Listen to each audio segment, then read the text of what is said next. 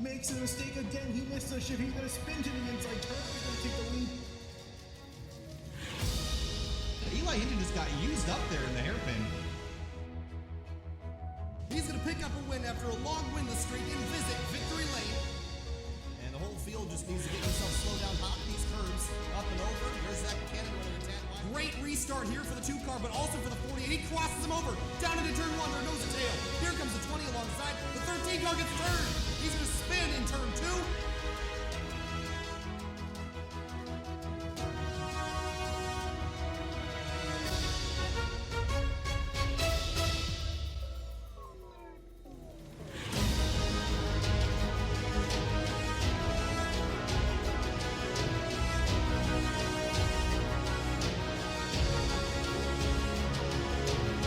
During the winter off-season, the Grid Life iRacers League raced Mazda MX-5s around some of the world's greatest road courses.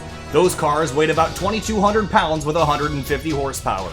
But how about if we took some massive trucks and raced them around road courses all over the world, emulating the Stadium Super Truck Series? Welcome to SimTV and the return of the Grid Life iRacers League to SimTV action, starting tonight with round number 1 of 4 of the Stadium Super Trucks series. And welcome to Brands Hatch. We didn't know where we were going to be until the session opened up tonight. And after we race 15 minutes here, we're going to race 15 minutes at Virginia International Raceway. Finian, this is going to be super, super exciting. We have over 20 trucks here tonight, and I think chaos is probably going to be the nicest thing we can say about the stuff we're about to see.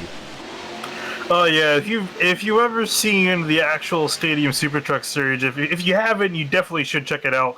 It's hosted by Robbie Gordon. He sends these trucks like these. They're not the exact same trucks, but trucks very similar to this all over the world, going over jumps and stuff. We don't have jumps here, but we're going to have some fantastic racing with these guys.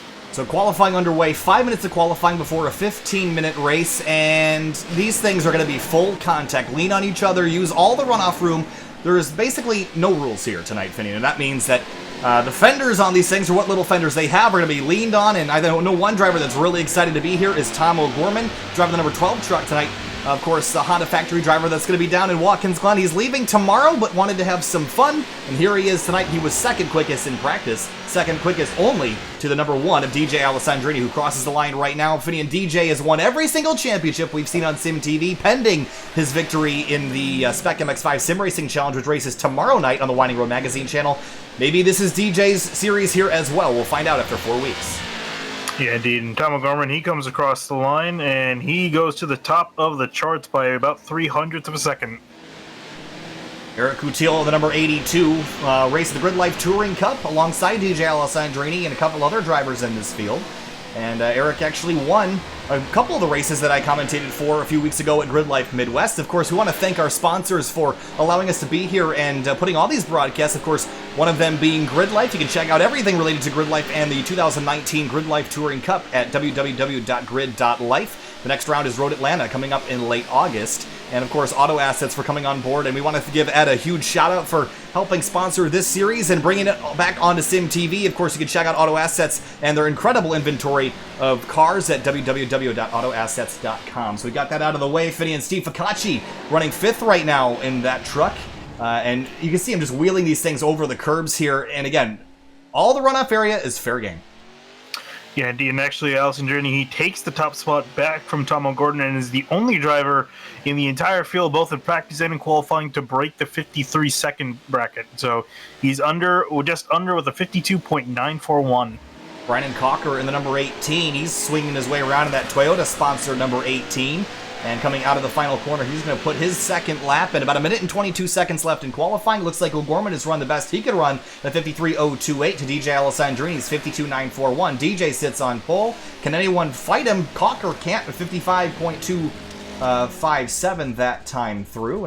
Will not improve. James Tack in his number 22 making his way around the course. How about Brandon Burke and a couple other drivers? Caden Bin in his number 20 creeping around the racetrack, put in a 54.092 last time, but his best time at 53.408. Finney, in 15 minutes, is that enough time to go from the back to the front here? If you got the pace, you definitely can. Although, again, you're gonna need a hell of a car and a lot of pace because guys are easily gonna be able to cut you off and just move you out of the way. You can easily get bullied in these cars, so you have to be fairly aggressive. You need to be the one moving people out of the way. Of course, these trucks are rear-wheel drive, have 3-speed transmissions, and no clutch to speak of. So, Finian, when you're driving these things around here, is it quicker to drift the car, or is it quicker just to kind of slip the car around the corner and throttle out straight? Because the diff is pretty much wide open. Yeah, well, you don't want to go full-on Formula drift in these corners, but definitely on the exit, it doesn't hurt to have the tail end hang out when you're getting the throttle down. So you can definitely do that. Usually drifting is the slower way, but I mean, it could help in some ways. It's also a good way to block people off. Brands Hatch Circuit here tonight. We're running the Indy configuration. It's 1.193 miles, 6 turns. This is a short little bull ring for 15 minutes of action, and turn 1 is a downhill right-hander with a lot of gravel on the runoff area that we're going to see drivers take full advantage of as the field grids up, ready to go racing here shortly. It's going to be a standing start, and that's going to be tricky without much of a clutch, so it's going to be kind of a slow and awkward start, to say the least. It's going to be a slow, awkward start. I hope that all these guys are aware that there is no clutch, because they'll be in for quite a surprise when they go nowhere when the green flag drops. All right, in 15 minutes, that's about 17 laps. That's our estimation here as we take a look at our track conditions. 64 degrees in the air, 74 on the racetrack. Wind 9 miles an hour out of these clear skies. Beautiful day for racing as we're waiting for the field to grid up. DJ Alessandrini, of course, on the pole. You see Eric Coutil in that Jurassic Park-sponsored bright green and yellow machine. He'll be starting off, I believe, in row number 2. All right, well, we were waiting a long time for this one. Lots of anticipation leading up to this race. And I don't really know what we're going to expect other than some exciting action. These guys put on a phenomenal show in the Mazdas a couple months ago, but now we transition to some of the biggest vehicles in the iRacing service, some of the biggest vehicles in racing. No better way to start it than here at Brands Hatch, waiting for DJ Alessandrini Pennington. And now it's just Pennington we're waiting for as we get the lights on. Pennington's not going to make the grid. Waiting for the green flag. A jump start by Tom O'Gorman. Will he get a penalty? Already another driver jumping, and green flag flies, racing at Brands Hatch. Yeah, it was a long time to wait for the green, but green flag out and away. We'll see if Tom O'Gorman has a penalty, but Alessandrini leads him down, and he's uncontested for the lead. Down into the first corner, downhill, you see a lot of drivers sliding all over the racetrack. Everyone trying to search and find some real estate as they make their way through turn number 1 and 2. And there's some contact there with the 12 of Tom O'Gorman, the 82 of Coutil, and just an absolute surge of race cars through that corner. Got all sorts of cars off track. Look at this 3-wide battle out back. Yeah, and fantastic stuff. Guys sliding around already, trying to jockey for a position. Brandon Burke is around number 20 or 21st place, the number 6 machine, but heading back out front. DJ Alessandrini has gotten himself clear. Now we look back to Coutil. He's sitting in second. Tom O'Gorman looks like he's set for now in 3rd place. Yeah. He got cleared of his black flag, so he's good to go. Oh, good to know. All right, we're just out here for fun anyway, so no worries about that as the field bounces off of each other. That's Colin McHugh, and I think that's Max Lupfer out in the number 12 machine. Or, excuse me, number 16 in 12th place. Heading down to turn 2. Up for second, though. O'Gorman to the inside of Coutil, heading down into turn number 2. And he's going to take that move. And look, he's slipping, sliding into the corner entry. All right, and just the crossover. The 82 drills him in the back end as they exit the corner. Yep, so he's going to get that spot. Seal and Kenton Cook fighting it out behind. Kenton Cook in that magenta-colored machine. Bit of contact there.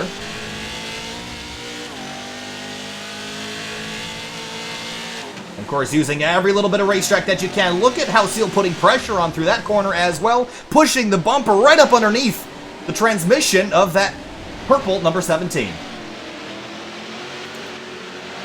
Yeah, and again, it's very easy to give someone a bump, move them out of the way, and put yourself in that position. So you got to be careful from behind. Lupfer looks like he's gone for a loop. Let's see. Oh, yes, he was upside down. Here's a look at his incident. That was the 22 of James Tack that just rolled him over, and he got stuck on his side and couldn't get the truck back rolling. We head back up to 2nd place, though. Tom O'Gorman and Eric Coutil continue to fight, but they're both 1.5 seconds behind DJ Alessandrini, who's just checked out, and he's going to be a tough cookie to catch. Meanwhile, Kenton Cook and Ken Seal still fighting for 4th. Seal putting all the pressure on the back of that magenta number 17. Yeah, last time through, though, O'Gorman was faster than Alessandrini, so he still has a chance of catching him. Seal slipping a bit wide. Got to watch the cut courses. You can't really clear those. You can run out as wide as you want and exit and not get penalized here. unlike tracks like Le Mans, which we will not be using, but we won't know what tracks we're racing each night until the sessions open tonight. Brands Hatch, and then VIR coming up after this race. Andrew Lanning in the number 5. Pretty much a white livery on that car, trying to chase down Brandon Cocker in the 18. Cocker started in 14th. He's up to 8th, so it's plus 6 spots for the 18 early in the going here within the first 4 minutes. Yeah, great job by him, and he looks like he should be able to get a few more, but here comes the 5. Lanning wants that spot back. Pushing and shoving a little bit. There's some twin yellow machines back here. I think that's Chris Boersma and Colin McHugh that are side by side. And here comes Ryan Carwile in from behind in the number 71, that red truck. He's trying to split the difference here.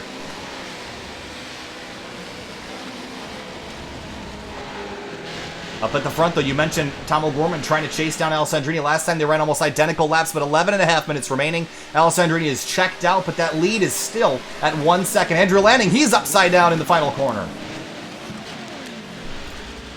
Oh, and what happened to him? Here's a look. And does he get contact from the 18?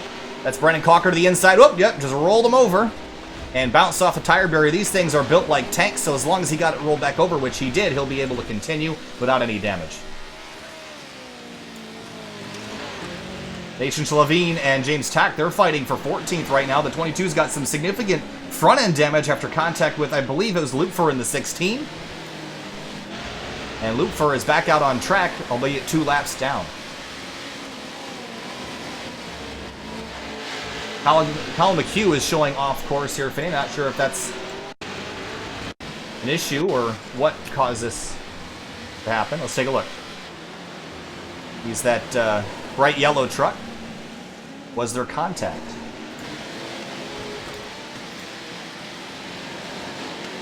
No, it just looked like... Yeah, he just, I think, lost connection. Well, that's you couldn't find an incident for the 11, just lost connection there. Let's jump back up to the top spot. Alessandrini continues to lead by 1 second over Tom O'Gorman, but Coutil keeping O'Gorman in sight. Do you think this 82 might have a run at second here shortly?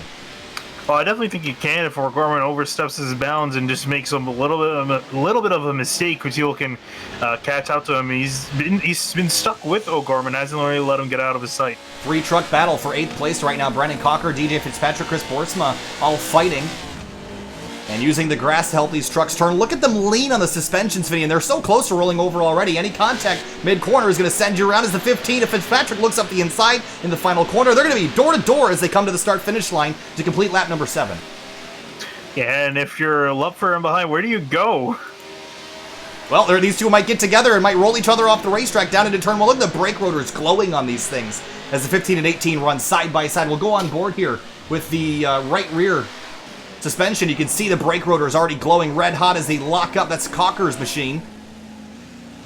A bit of an awkward moment there. Yeah, they make contact in the hairpin. Lupfer, he's driving his way through. He's going to get 2 spots in one corner. Oh, the 18 gives a big push to the 15 and the 16 of Lupfer, and they're going to send him off track. Lupfer trying to get back on, slipping and sliding through the grass. James Tack and the 22, he's upside down in the second corner. And he is stuck. And here is a look at how he got himself into this predicament. All on his own, Finian just got into the gravel and just whoop, rolled right over. Continuing, back up front for second place at least. Tom O'Gorman's got all sorts of pressure from Eric Coutil. They have not been able to reel in DJ Alessandrini, who continues to lead. He's led every lap so far. Battle for second is on. Yeah, I imagine when is Coutil going to give O'Gorman a little bit of a bump to move him out of the way? Because it's going to be hard to make a passing opportunity by yourself. Throwing it into the corners, hooking those tires up on the curbs.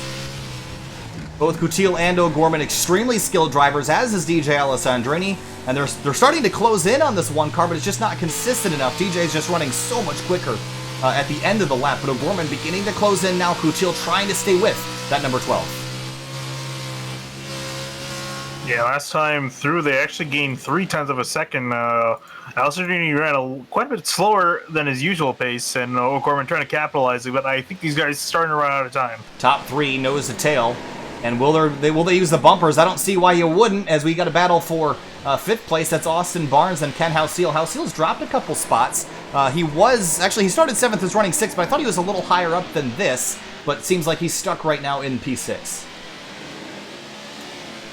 Checking back on that front battle, though, you mentioned they gained a bunch of time. Yes, they have. 0.8 of a second now to the leader. Maybe that's going to force DJ Alessandrini to a mistake. One thing that's so easy to do is to overcook the brakes, Finian. If you miss your braking marker by a foot, you're going 10 feet off track. Yeah, and another thing, too, that a lot of these guys don't consider, these tires are pretty durable, but you don't want to heat them up too much, because with all the sliding around that you're doing, it's fun to slide around, but you're going to heat the tires up a lot. You're going to lose grip in them, so you want to kind of keep them cool and prevent yourself from sliding off too much. Well, look at that battle for second, but how about the battle for first? It's now 0.8 of a second, but Tom O'Gorman is closing it, and closing it quickly. He's only 2 truck lengths back with less than 7 minutes to go. We're about halfway through this race, and that 12 car of O'Gorman is coming and coming quick.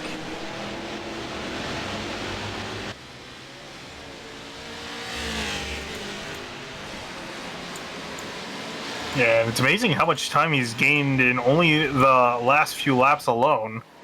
Oh, Alessandrini missed the corner, and here comes O'Gorman on the inside. One mistake by DJ Alessandrini's brought O'Gorman right back into this mix. 6 minutes to go. Battle for the lead here at Brands Hatch. Yeah, we saw O'Gorman. He tried to hit Alessandrini out of the way, but it pretty much did nothing. That hit was ineffective, but he's definitely caught up to the bumper. Alessandrini, he has some more options. Oh, he dove in real deep, gave a push to the back of the one. Just a slight tap to let you know he's here. But O'Gorman is coming. Can DJ Alessandrini defend? And here comes O'Gorman. Oh, they made contact for the lead. Side by side down in turn number 2. Here comes Coutil good into the fight now. Yeah, and there you go. Gorman moves Alessandrini out of the way, and now here comes Coutil under it. He's going to attack Alessandrini. They make contact. Full body contact for second place right now as O'Gorman gets through to the lead. And there you see it in one lap, Alessandrini from first all the way back to third.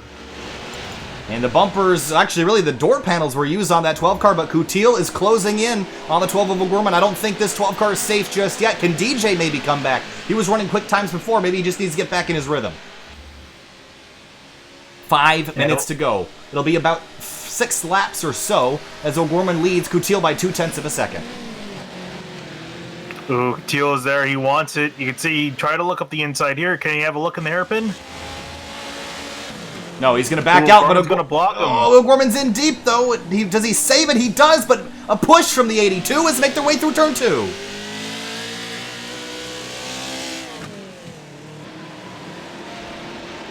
The pressure is on.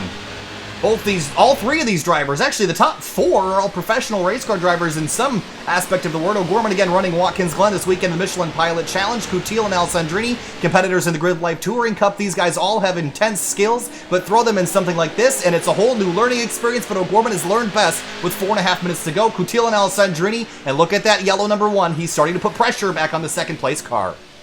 Yeah, he's starting to put pressure, and O'Gorman getting a small, ever so small lead over Eric Coutil as they come through for the final few laps. And there you see Coutil tries to go up, tries to get alongside O'Gorman, but can't in turn 1. DJ Alessandrini sitting patiently behind. Now he's going to look to the inside. Deep dive of the brakes up to the 12 car. He hits him. He spins him around, and here comes the 1 car back to the inside. He's just going to get second place with that move. I thought he would have had both, but O'Gorman was able to throttle out and save it.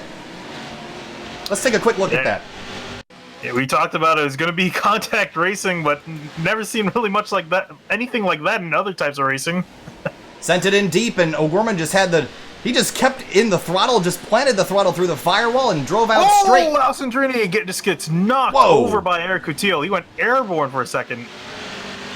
And as they hit lap traffic, the battle becomes only 2 trucks now with 3 minutes and 25 seconds left. So Coutil returns the favor to Alessandrini, and Alessandrini effectively loses a lot of time to the top 2 guys. Coutil over the curbing, trying to reel in this 12 truck back in. The lap truck gets out of the way. I believe that was Andy Kokleva. I don't know how to say that name, so we're going to get a correction on that later. Coutil, though, trying to close back in. DJ just has to hope that these front 2 get together again. Yeah, and at the rate they're going, I don't think so. I think there's too little time left. When they get back to the line, I think it might be the white flag lap. 2 minutes and 47 seconds remaining. We're going to have a couple more laps. Eric Coutil now trying to close in. He's lost a bit of ground this lap. O'Gorman has played it out right. He managed to save it after the one car of Alessandrini threw it in up the inside in turn number 2. O'Gorman just planted the throttle through the floor and was able to drive away. Now with 2.5 minutes remaining, leads this race by 0.7 of a second. Meanwhile, for 5th, Austin Barnes, Ken Houseel putting pressure on each other. Yeah, these guys starting to catch back up.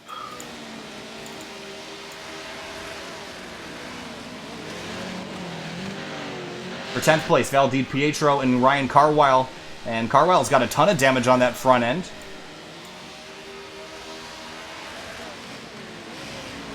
A minute and 57 seconds left. It's going to be about 2 to go when they get to the line. Maybe 1. We'll see how it pans out here, but O'Gorman continues to lead 0.7 of a second. I don't think Coutil's close enough to make a move here, Finian, unless the 12 truck makes a mistake. Or unless Coutil decides to absolutely send it. I mean, we saw Alessandrini do it, and it was somewhat effective, so you could see the 82 try something like that. I think the tendency of these trucks when you get on the brakes too deep is that they oversteer, they spin out, and so the 82's got to be careful of that. Ooh, big cut for the 82 down in turn number 1, but he did close that time, down to 0.4 of a second. We're going to have 2 to go, so next time by will be white flag, and oh, Coutil dove in deep. He oversteers a little bit on entry, but there's 2 trucks in front. It's the 21 of Diaz and the 7 of Slovene. They're fighting hard in front of the leaders. Yeah, these guys are fighting for position, so they're just not gonna completely lean over for the leaders. Basically, 21 get off the truck. Ooh, Coutil makes some slight contact. That was probably as close as you're going to get. I don't know if they made contact, but it was sure awful close. Alessandrini trying to work his way through 3 wide middle. Meanwhile, behind him, Caden Bin in the 20 has moved his way up into 7th, trying to chase down Houseel. But it's all Tom O'Gorman out front. White flag in the air for the first race of 2 here tonight. We go to VIR in just a little ways, but the white flag waves one more time around Brands Hatch. Does Coutil have anything for O'Gorman? If he's going to have anything, I think it's got to happen in turn 2 here. Coutil closed. Coutil tries to get on the brakes, but it's not going to be deep enough to get him here. He did close up to within 1 truck length of the 12. I mean, you could try in the final corner, coming back to the line. I think that's his probably only other option here. These 2 rivals and friends. But one more corner here at Brands Hatch before we head out to VIR. The 82 of Coutil tries to send it in. Here he comes up the inside, hits the 12 truck in the rear quarter panel, but it's not going to be enough. Tom O'Gorman comes out of the final corner, and he's going to come to the checkered flag, and he'll win the first round of the 2019 Grid Life iRacers Stadium Super Trucks Championship at Brands Hatch. Coutil less than 1/10 of a second behind. I just realized that is a mouthful that you just said. Woo! All right, other battles going on. Houseel, Caden Bin trying to close in. There's DJ Fitzpatrick in the 15. Not able to get to Caden Bin. Brennan Cocker is going to rebound from his issues for a 9th place result. And how about Ryan Carwell, 21st to 10th? That is certainly a good effort by the driver of the number 71. He's going to get a bit of a friendly tap here, maybe from the 102 of LD Pietro. There it is. But for O'Gorman, a job well done and a victory already here tonight. And we knew that he was going to be hard to beat, Finian, but that was a bit more dramatic than I thought it was going to be. Yeah, that was a great race put on by those guys, especially the top 3, O'Gorman, Coutil, and Alessandrini. They went absolutely at it, and they put on a fantastic show, and hopefully they can do the same in the next race. All right, so here's your results for the race, the first race of tonight. Tom O'Gorman, Coutil, 2/10 back. All right, we're not done yet, folks. We're going to be back in just a little bit. We might try to see if we can get some interviews, but so just stay tuned for a moment. But it will be a short break, maybe between 15 and 20 minutes before the second race goes live. So you will have to wait a little bit, but just keep the tab open. But don't go away just yet, because we're going to try to see if we can get Tom O'Gorman and Coutil and maybe Alessandrini up here in the booth real quick. So we'll be right back. Stay with us for just a moment.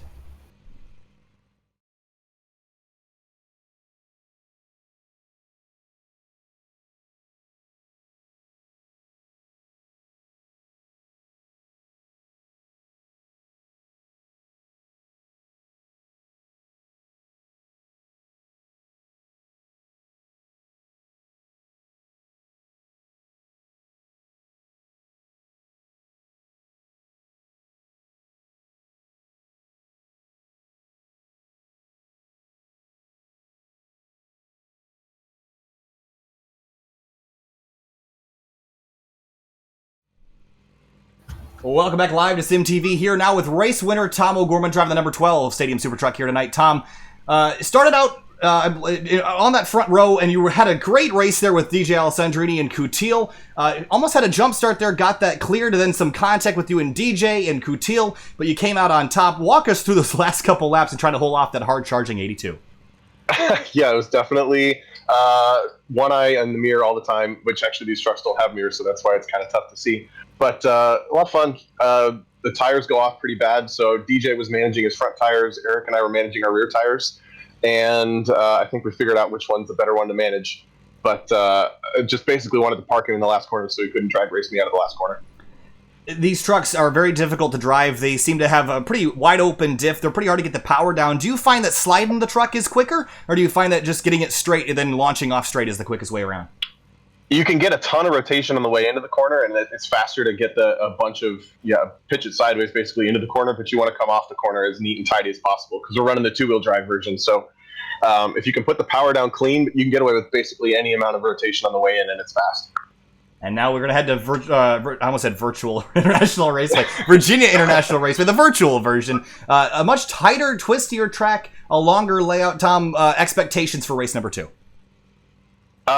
More of the same. Definitely more of the same. I think I accidentally set the tone with a little bit of door banging in the first race, so maybe that'll happen sooner in the second race, but hopefully it's all, friendly and clean-ish.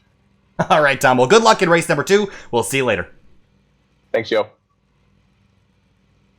All right, Finian. So I think we'll talk to Eric and some others after the race. We don't want to interview too many people to get redundant, so we'll just we'll do everyone else post-race here. But there is your results again. You've been looking at them, Finian. The first race, pretty wild here. Tom said that you can get a lot of rotation on entry and then just drive it up straight. But so far, did this match your expectations? I think we saw the field spread out a bit more than I thought we would have seen, and we definitely saw some pushing and shoving, but maybe not quite as much as I expected. Yeah, I think the spreading out was a little bit of a surprise, but we definitely saw the guys that were up at the top on their game. They weren't really able to get too separated from each other, so at least for a great show to put on. And I think we're going to see probably much of the same at VIR, a very tricky track to drive, so I think we're going to see something similar. All right, so in just a moment, we're going to go to break here, and then we'd like you to have your tab open with the sound on. When the music stops, we'll be back for race number 2 at Virginia International Raceway, so stay put. We'll be back in just a couple minutes. We want to thank our sponsors again, Grid Life. Of course, you can find out all the information if you want to participate in Grid Life events, especially the Grid Life Touring Cup, which I'll be commentating again at Road Atlanta and Road America at the end of the year. You can find information on www.grid.life, and of course, Auto Assets. We want to thank them for coming on board, sponsoring this series, and you can find out their information and their incredible inventory of cars at www.autoassets.com. We'll be back in just a couple minutes. Stay with us.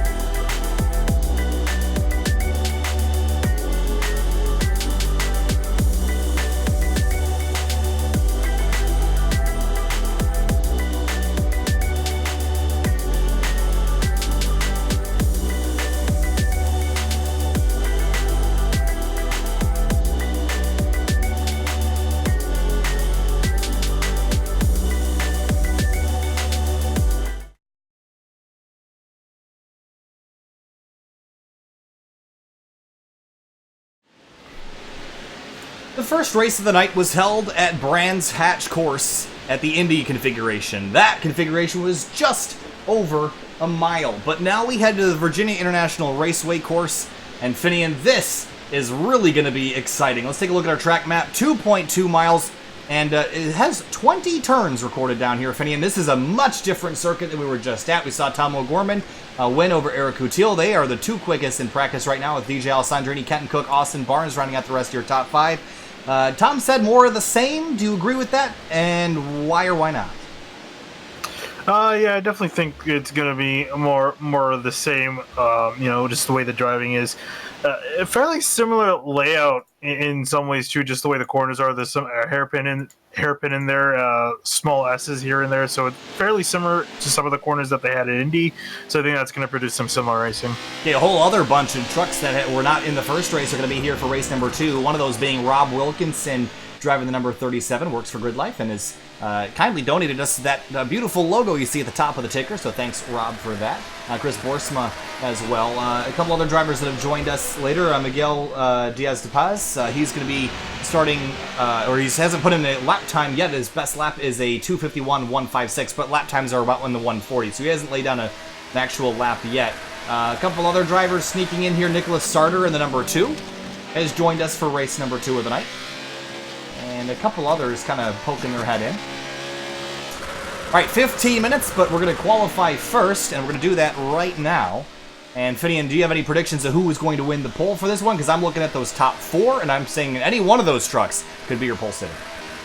Yeah, pretty much any one of those are all significantly, not significantly, but they're decently faster than the rest of the field by about a half a second or so. And even O'Gorman, his time was faster by the second place time by 0.3 of a second. So a lot of pace for O'Gorman. I think we might see much of the same as in the last race. Let's ride on board with Ken House-Seal as he completes a lap of this racetrack. This is kind of an interesting course, so we'll ride on board, and you can see down into turn number 1 here.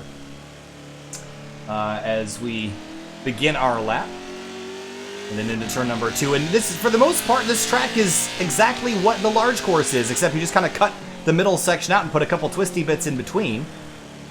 And House-Seal just kind of taking care of the tires. And that was one thing that O'Gorman said before, was that you can heat up the tires really bad. You got to conserve the fronts or the rears.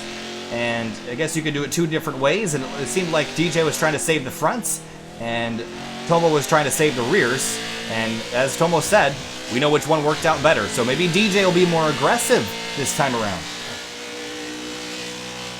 And look at that, those big orange blockades to keep you from going the long way, that you head uphill into the middle section, and this is just crazy in here. Yeah, so we swapped the original pair of S's for another pair of S's. And the sight lines in these are even worse, and just very awkward with these big trucks, but that's what makes it so fun. So House-Seal works his way back into the section known as Roller Coaster, and then down the hill into turn 17, 18, 19, and 20. Again, babying those tires. You want to keep them on the truck until your lap is complete. He heads down the hill now, over the curbs, and then he'll launch onto the straightaway, and watch that speed climb in the bottom left-hand corner of your screen. Over 120 miles an hour in trucks that weigh well over 5,000 pounds. Look at that, just hurtle along the front straight. Yeah, I would say it is impressive how much speed these things carry, although, again, they do have almost 700 to 900 horsepower. Then jumping on the brakes. And, of course, the brakes are going to be something that transfer heat from the braking into the tire carcass, so you don't want to be leaning on the brakes that hard. And we've seen in the past that you can just jam on the brakes and kind of get the truck in sideways. That's kind of a necessary evil to make your way around this lap. But we've also seen that the increased brake heat makes your tires hot, and hot tires mean worn tires. And worn tires mean you're not going to have a whole lot of grip. Andrew Lanning in the 18, he's working his way around the course right now. How about DJ Fitzpatrick? He ran inside the top 10 in race number 1. Rob Wilkinson, remember, he just joined us. And that teal and black truck is on his first lap. Max Lupfer in the number 10 this time around had some trouble, got knocked off course in race number 1. He's going to try to redeem himself in race 2. Kenton Cook, of course, ended up finishing, I believe, in 4th place and really didn't get to show his stuff. He and Tomo are pretty equal on pace, And we'll see if maybe Kenton Cook can throw his hat in the ring here. Look at how much wheel Cook is putting in it to just make his way around the corner. That's one other thing, Vinny, especially with the Pro 4s, you have to crank so much wheel in it to get these trucks to turn, but the Pro 2s, you can get away with a little less. Yeah, you can definitely get away with a lot less, but out of the final few corners, here comes Kenton Cook to the line as well as probably the first few guys to put down a time, and we'll see where they line up. So across the line for the first time through, who's going to put one in? I think actually Cook might have been the first. Oh, Tom O'Gorman did. And it'll be a 140.311. Ooh, and Cook didn't get a lap time down. I think he went off the track somewhere, so he's going to have to go again. And I don't think he's got enough time for a second lap. Yeah, only a minute and 12 seconds left. Again, this is single truck qualifying. So, oh, look at Sylvain. Cooked it hot into the first corner. Had to drift it to be able to make the corner. But again, he too won't get a chance for a second lap, and he didn't record a first lap time. But right now, it's O'Gorman, Alessandrini, House Seal, Coutil, Austin Barnes, your top 5, then Wilkinson, Luke for Ficacci, DiPietro, and Fitzpatrick, the rest of your top 10. A lot of trucks didn't get a time in, though, Finney, and with only 50 seconds left, they probably won't get a time in. Yeah, I was going to say, pretty much you could narrowly get a time in if you ran every single lap as soon as the session started. So I don't even think O'Gorman's going to be able to get back in time to finish his lap. So I think that's going to stand as is the timesheets, and only 11 trucks so far with a time down. I think that's how it's going to end. Eric Pennington, another driver that's joined us for race number 2, and he was actually quite successful in the Mazda challenge that we had back in the spring. And so the one of Pennington is going to try to bring that success to the trucks, but he's going to have to do it from the rear of the field, as he's not going to get around the racetrack to complete a lap in the time that was allowed. So Tom O'Gorman was going to sit on pole, and he'll pick up where he left off in that number 7 truck this time around. Oh, I just saw Kenton Cook. He was coming through the last 2 corners. Oh, man. Don't you hate that? Yeah, and I just heard Coutil come over the radio saying, damn it, because I think he was on a good lap. All right, well, again, 15 minutes on the board. It'll be about 9 laps, so significantly less than we saw for race number 1. A lot more corners, a lot more technical this time around. But, of course, Tom O'Gorman in that number 7 truck will start on pole as the field grids up and gets ready to go racing. I'm going to get my breathing in now because I'm going to be out of breath here shortly, so get it in. There's Val DiPietro, Nathan Slavine. Austin Barnes, the 19. He's got a Mazda skin on that truck. Rob Wilkinson sitting right behind, waiting for... Steve Ficacci also qualified pretty well, or at least he ran well in practice. Nicholas Sarter in the 2 didn't get a time, and he'll start towards the rear of the field. DJ Alessandrini. He's going to be starting up towards the front, pretty much alongside the 7 of Tom O'Gorman. Do you think DJ is going to do a better job here than he did at Brands Hatch because he's saving more front tire than rear? I think he doesn't have much of a choice. I think he needs to be better as far as saving his tires, because just due to how technical this track is compared to Brands Hatch, he's going to really need to save them a lot more. So I think in that department, he's got a lot of catching up to do with O'Gorman, but we'll see if he can hang in and just kind of follow O'Gorman around, follow his driving style. Waiting for a couple more trucks to grid. Ficacci, Bradley Adams, 2 of the 3 drivers that need to grid, and now we're just waiting on those 3 with only 25 seconds left to grid. Maybe they'll start from the pits, but honestly, these trucks take a lot of hits. They took hits pretty well. As long as you don't roll them over, you're in pretty good shape. I don't really see why you'd want to start from the pits. And now we're just waiting on, yeah, still those 3. But they're not going to go. Ficacci does at the last moment. But that's going to be it. Waiting for the green flag. Jump starts were an issue last time. 15 minutes on the board for race 2 of round 1 of the 2019 Grid Life iRacers Stadium Super Truck Series, and we're green as Tom O'Gorman gets off and starts. Yeah, and he gets off and starts as Alessandrini's going to be alongside him as they head off into turn 1. We'll see what Alessandrini can do. Can he pinch O'Gorman to the inside? Down into turn 1 for the first time. Alessandrini around the outside. Does he have anything for that lead O'Gorman truck? Oh, we got a truck way over. Down in the first corner. Didn't see who it was, but it's Caden Bin. He's upside down and spinning those tires. We'll go back and look at that later, but we'll continue to watch these front guys battle. Oh no, DJ gets driven off the racetrack. That's Ken Seal that knocked him off course. Yeah, these guys, ooh, not the first time they ran into each other. Wow, and a big pileup, or a bunch of guys hitting each other. Allison Andretti cutting the corner. They're trying to get back on track. He needed very tight through the section. Yeah, he needed to cut that corner to be able to get through here. Here's a look at the S's as they come up through. But see those big orange blocks? We're not going that way. We're going to take a hard right-hand turn, and the Tom O'Gorman machine is to be the first one to get there. Everyone else is going to barrel in here, though. Look at DJ Alessandrini on the inside of Barnes, slides on through. Behind him, Lupfer gets pushed off course by Kenton Cook. Rob Wilkinson slides on through. 3 wide, Carwile on the inside, as Brennan Burke in the way back has gotten back up to speed after his first lap incident. Wow. Gutiel has lost almost 2 seconds to O'Gorman in this first lap, but look at how Seal putting pressure on now. Yeah, Seal is ready to move up. I don't think he's waiting around. He wants to go now, and I think he's willing to move Gutiel out here. Oh, we got trucks way off in the dirt, and I think one of them is Miguel Diaz de Paz, and the other one I think was Sarter. Or was that Cocker in the 17? But those 2 trucks way off course. They've gotten back on. But through the first lap, it's going to be Tom O'Gorman that leads the first lap. Gutiel, Ken House-Seal, DJ Alessandrini, Austin Barnes, your top 5. And now Barnes to the inside of DJ Alessandrini, complete lap number 1. He's going to look in the inside. Alessandrini looks like, oh, he's going to run wide. 19 moves him out of the way, and he's going to take the spot. Wow, power move by Austin Barnes. Whoop, another truck off the course. That's the 102 of Val DiPietro. He's way off down in turn number 1. We'll have to get back on. This turn 1 is a very messy place with how fast you come in there and how weak these brakes are relative to the weight of the trucks. You're going to go for a ride if you get into the brakes too deep. Yeah, and how about Kenton Cook starting 14th all the way up into 8th at the moment, so he's moved up quite a few spots, looking to move up a few more. He could be a weapon if he gains some more spots. I don't know if he can get up to Kenton Cook, but he could certainly get himself inside the top 5. Or, excuse me, Tom O'Gorman. Kenton Cook can certainly get to Kenton Cook. He's in the truck. Into the infield section for the second time now. Second place beginning to heat up. That's Gutiel and Ken House-Seal. And then Austin Barnes trying to chase them down from 4th.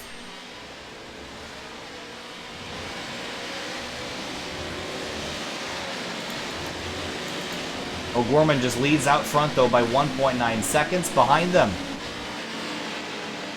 Battles all over the racetrack in short bursts. Look at 9th. Andrew Lanning in the number 18.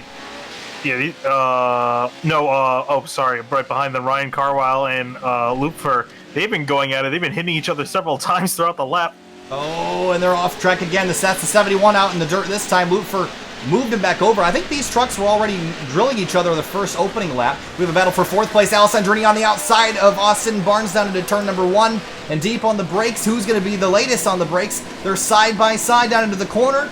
And this is too tight to make that work, so the 6 trucks are going to have to try to cross him over, and they're both catching Ken House-Seal. Yeah, House-Seal's fallen back from Gutiel. I think that battle's definitely subsided between them, but Barnes up and on the move. Well, Barnes is flying right now. Started in 5th, running 4th, but certainly a much better race in race number 2 than he had in race number 1. Nathan Schlavine, there's a battle back here between Schlavine and Diaz de Paz, and I think that's Eric Diaz in the number 24. So the 3-truck battle for 16th.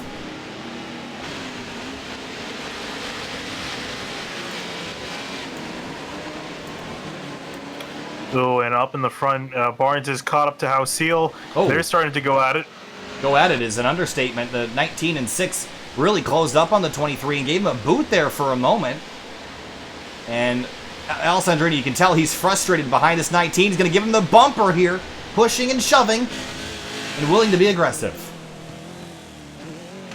Yeah, I think, again, you have to be in these trucks, otherwise other people are going to be aggressive around you and move you out of the way. So it's moved or be moved. And 19 Barnes runs wide. Off course, and Alessandrini is going to capitalize. He'll take away 4th place again. Set his sights on 3rd place House-Seal. But no one challenging O'Gorman out front right now. Yeah, he's pretty much checked out. The only one close to him on pace is Eric Gutiel, and this is similar to what we saw at Indy between both these guys. Kenton Cook revving out the truck behind DJ Fitzpatrick. This is for 6th. Maybe he'll take a dive down into turn 1. Here he goes. He's going to maneuver his way in front, do a slide job. And the 20 didn't appreciate that. It's going to hit him right back, and they're hooked together on the exit of the corner. And the 4 of Kenton Cook gets slid off the racetrack and has to rejoin back in 7th. That pass was unsuccessful. Aggressive racing all over the course. Up the road, you see Alessandrini and Barnes. These guys are still going at it. I think Barnes is definitely better in the first sector of the racetrack. Yeah, I think that's where he's beating Alessandrini. Ooh, gives him a little bit of a tap, almost hooks the six around. Oh, here he goes. Took a look up the inside in the S's. This is a tight spot. He's way off the racetrack in the dirt.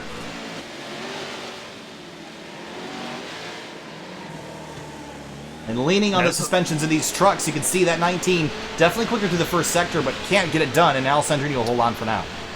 Yeah, behind them, Cook's still trying to navigate around Fitzpatrick. Cook's been, he's been tapping the 20, and there he gives him another tap, and he clears himself. Move Kenton Cook up to 6th. You mentioned that he started all the way back in 14th place, up 8 in just as many minutes. And there is Rob Wilkinson behind him. Yeah, he might move up a few more. He's been on the upswing and is probably one of the fastest trucks in this field at the moment. No one faster than leader Tom O'Gorman, though. This is no real surprise to us up here in the booth. We know he's talented. We've raced with him in these trucks before. He's really, really quick, but I'm just surprised at how much better he is this race specifically. Although last time through, only 3/10 different between him and Coutil. Coutil in second right now.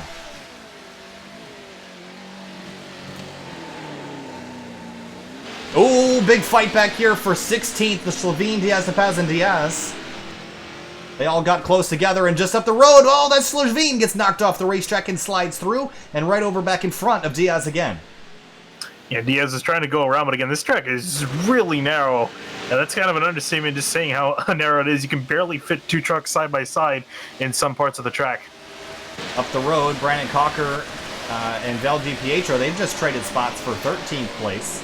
And then up the road, 7th place, DJ Fitzpatrick, Rob Wilkinson. Wilkinson, I'm really impressed with his drive. Missed the first race. He's in here for race 2. Started 6th. He's running 8th. He's dropped a few spots, but trying to get 7th back from Fitzpatrick. Yeah, and he's definitely within range to do so. He's right in behind Fitzpatrick, so if he makes a mistake, he can get it.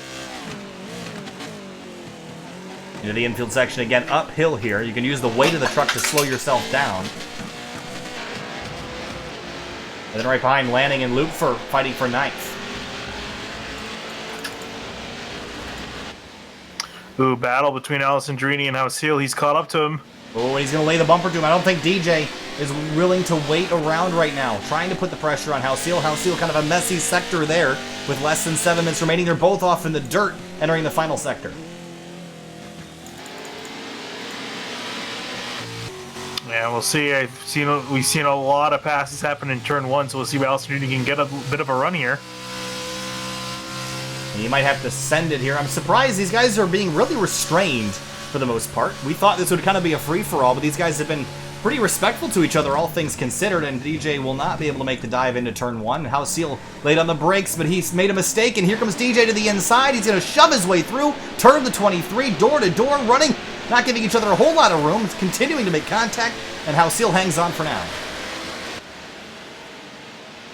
Well, I said they were being nice, and they went and proved me wrong. Yeah, Hausil trying to keep his truck in the middle, because by doing so, it's really hard to find any way around, find any track to try to make a pass. Riding on board with Austin Barnes as they chase Hausil, 4th and 5th, going for 3rd. 5 minutes left. And right now, it's all O'Gorman out in front by 3 seconds. Battle for 3rd is heating up, though.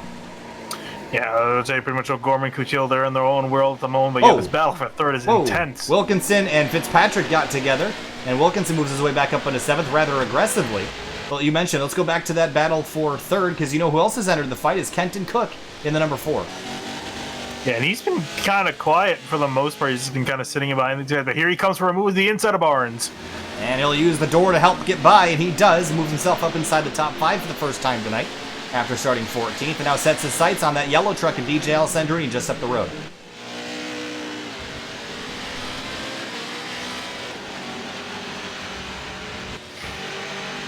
Yeah, so his Ford truck been pretty quiet. So Alessandrini trying to deal with Hausil. Hausil has not been giving him any room. He's fighting for every single spot. I think DJ is a little bit taken aback here because he was certainly one of the best trucks in the last race. It seems like here he hasn't been able to hit his stride quite as easily, and Hausil, Coutil, and O'Gorman have been out in front of him for the entirety of this race.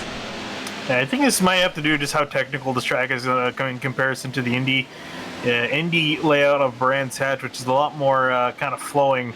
So I think that probably suited his driving style a little bit more than here. An aggressive pass for loop for on Andrew Lanning. And then Alessandrini goes to the inside of Hausil as Hausil got into the dirt. Oh, no, he turns him! Loose. He tries to turn him. Hausil tried to get DJ back and couldn't do it. Loses another spot to Kenton Cook in the 4. Wow, that was aggressive. Oh, no, big more contact. The 23 just absolutely frustrated with that whole situation, now putting the bumper back to the 4 of Cook. And Cook launches back to the inside and hits the 23 back. Yep, and here comes Barnes now. Is Barnes going to do anything to Hausil? The 23 just getting freight trained right now. And drops from 3rd to 5th in just a matter of a couple of corners. And now Barnes putting the pressure on. As Kenton Cook moves up inside to 4th. That'll be his 10th spot he's gained this race. Oh, and Hausil sending in Verily, and he really wants that spot back. Leighton Slovene has just gone for a loop, but we're not going to pull the cameras away for too long, because I don't think the 23 is quite done yet.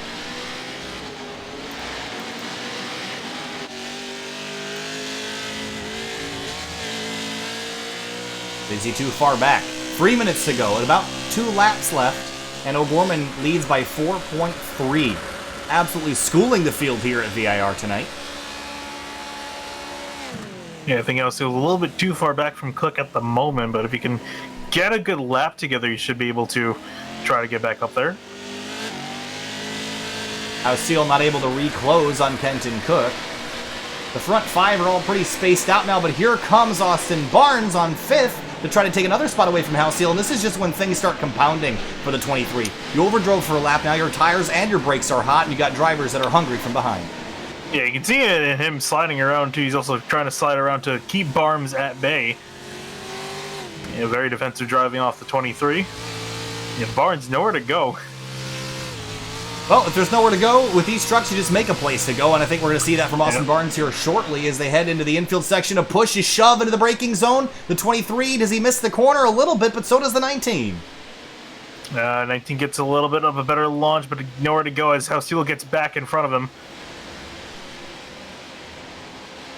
Battle for 5th, as intense as ever.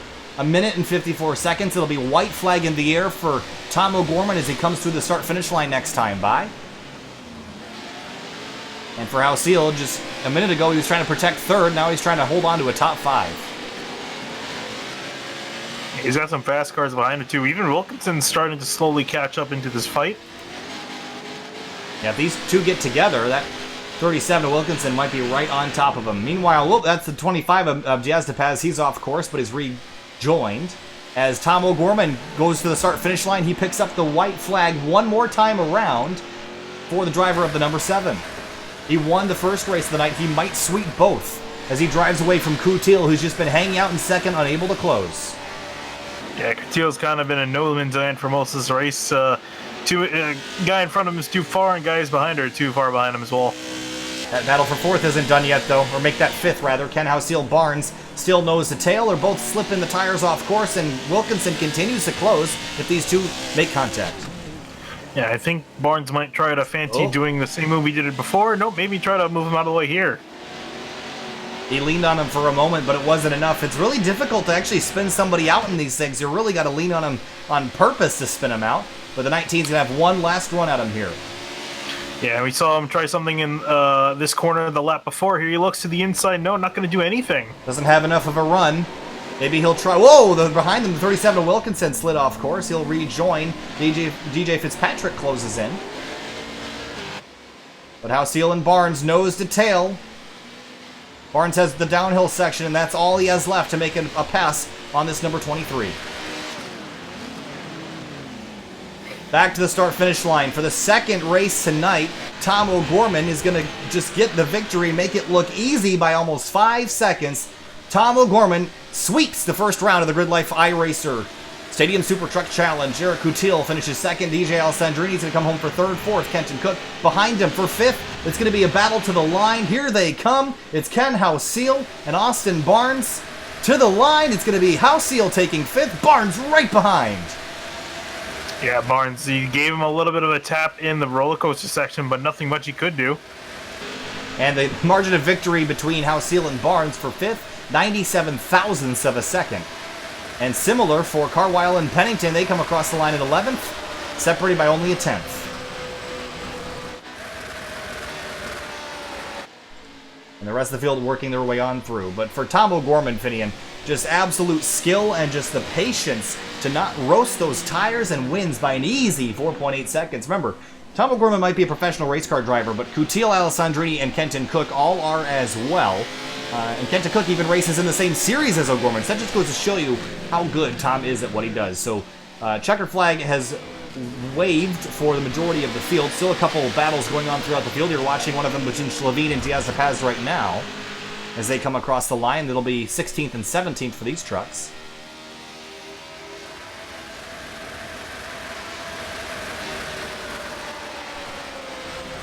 And they come across the line separated by just about a half a second.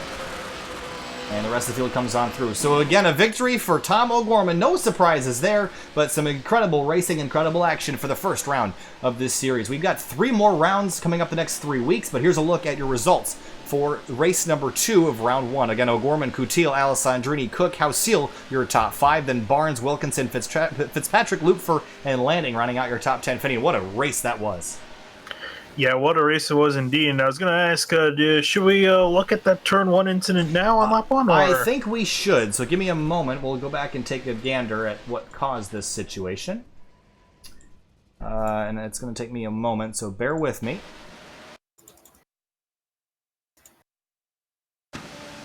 I think it was, I don't remember exactly, Caden Bin. Yes, thank you. And here's a look. In the 12, and he was right next to the 71. And was it the 18 that got into him from behind? Or, he just got in there all on his own, too hot, and rear-ended the 102 of Val DiPietro. Then it was 3 wide and just gets rolled over and slid on his roof. This was a replay of the lap 1 incident. And just 4 wide is not going to work at VIR in any race car, let alone these big trucks.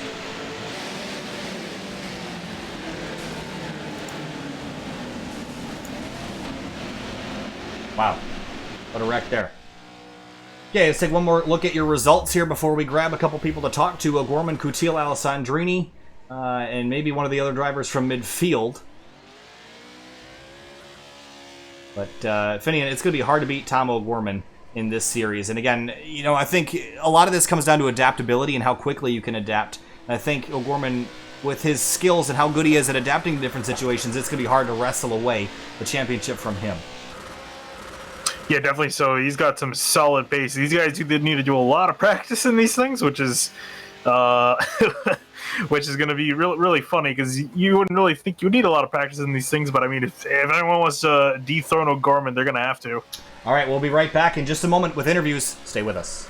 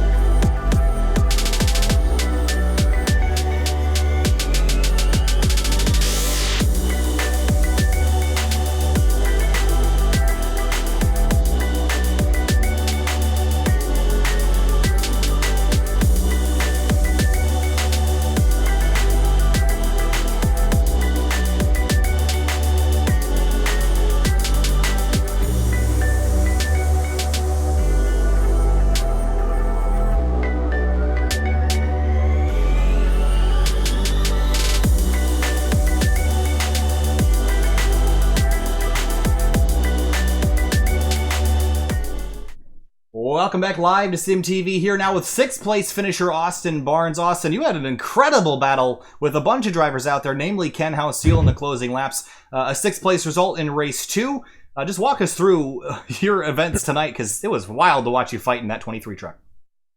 Yeah, it was fun. The first race, Brands Hatch, I literally downloaded it right before practice and never ran laps there, so I was kind of figuring out the whole race and making a lot of mistakes. But VIR, I've ran the full track a couple times with this series mainly, and so I kind of had an idea of it.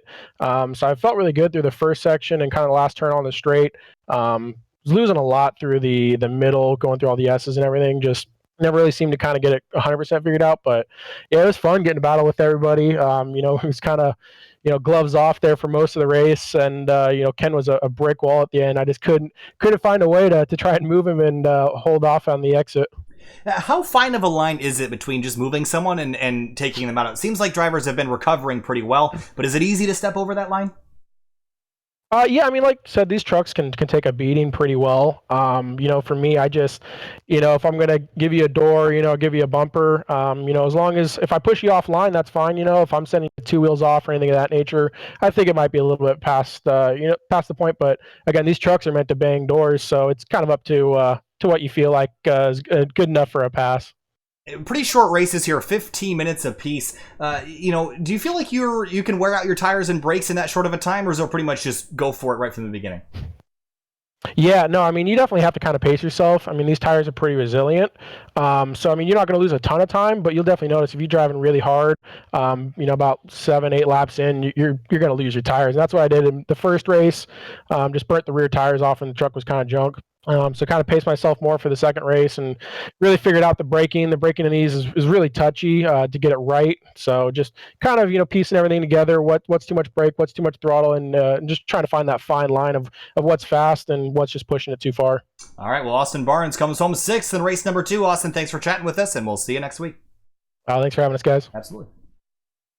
All right, next we're going to talk to, I think, third place finisher DJ Alessandrini. DJ, race number 1 went pretty well. He got knocked out of the lead. Race number 2 ended up finishing P3. Got to be pretty happy with that. But again, we were talking earlier about how you've never lost a championship on SimTV. Do you think this might be the first one, or do you think you still got a shot at this against Tom O'Gorman and Coutil?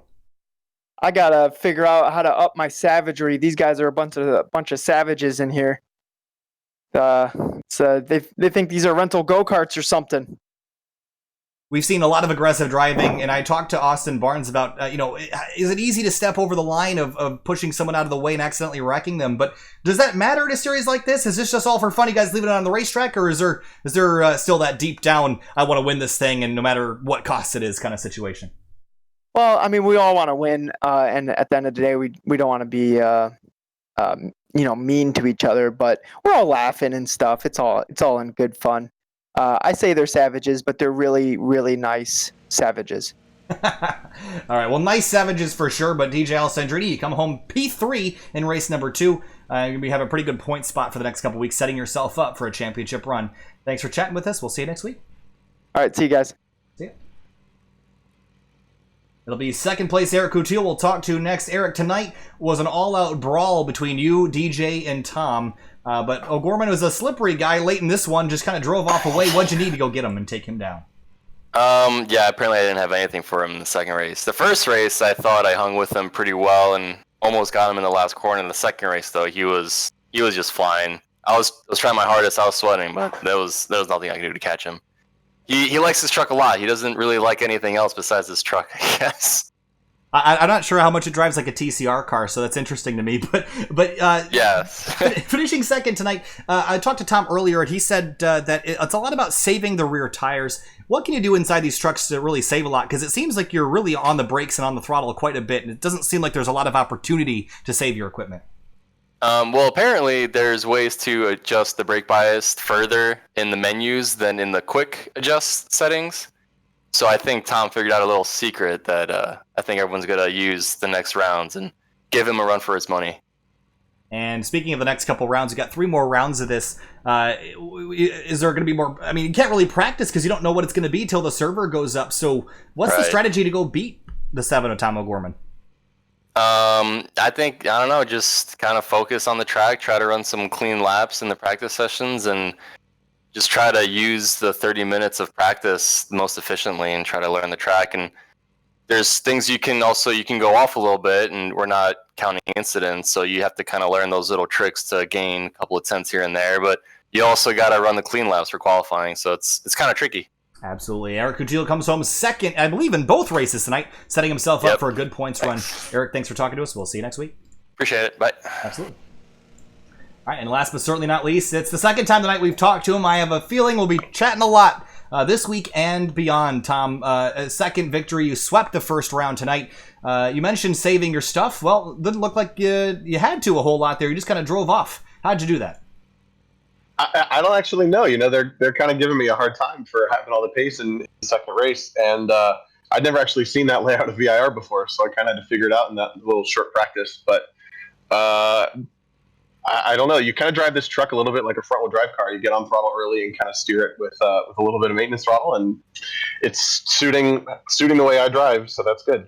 We were joking with Eric that this doesn't really look like a TCR car, but it might as well be with how often you're out front. But talk to us about the brake bias. Eric did say that you had a trick for the brake bias. What was that? And you're going to share it with everybody else. Well, yeah, I don't know it was a trick. I only know how to adjust the brake bias in the setup screen. So they're talking about adjusting the brake bias, and I was doing the same thing, but they were doing it in the cockpit, and I was doing it in the setup screen, which I guess is different. Obviously, I don't know a lot about iRacing based on this answer, but what they explained to me is that makes a difference, so they're going to try that, I guess. All right, well, Tom O'Gorman's going to be on top of the points heading into the next round. Tom, excellent driving tonight, and we'll see you later. Thank you, sir. Absolutely. That's going to do it for us tonight. Finian, what a first round. This is some wild stuff. We knew it was going to be wild, but there's also a technicality to this. It's not just brute force. There's certainly, you kind of have to dance with these trucks around these road courses. It's not quite as brute force, man-to-man driving a truck that you would expect out of these things. Oh yeah, it's pretty much like a dance, a very awkward dance, especially when it comes to the brakes, because you can't just slam on these brakes. You have to kind of feather them down and you have to pretty much get the truck mowed down without it spinning out. So it's very difficult, but these guys did a fantastic job nonetheless. Some great racing on there. A couple of drivers were saying that they hadn't seen this layout till just now. Well, we haven't either. We didn't even have a camera set for it, so Finian was scrambling before the race here to get a camera pack in, and he did it. So thank you, Finian, for doing that. But that's the other thing. We talked about quickly adapting, and I think Tom is probably one of the best at that, and that's why he's going to be so hard to beat. DJ is really, really good, and he's going to be up there, but Eric Coutil, consistent second place, he's going to be a tough cookie to beat the next couple weeks as well. All right, so that's going to do it for us tonight. I don't think there's anything else to cover, so that'll do it for our broadcast here of the first round of the 2019 Grid Life iRacers Stadium Super Truck Championship. And we're going to be back with you again next week, same time, 8:40 p.m. Eastern Standard Time. What's coming up on SimTV the rest of the week? Tomorrow night, Spec MX-5 Sim Racing Challenge. That'll be on the Winding Road Magazine channel. It'll be me, Finian, Jarrett Mackey, and Peter Enzer, and Tom O'Gorman will be a guest interview tomorrow night. And you'll see that at 8:30 p.m. Then on Thursday night, nothing from us, neither on Friday, but Saturday is Outsider Racing League round number 2 of the chase, before we head to the 3-Wide Racing League All-Star Race events Sunday and Monday. So that's going to do it for us this week. We'll see you tomorrow for Spec MX-5 Sim Racing Challenge on the Winding Road Magazine channel. Thank you very much, and have a good night.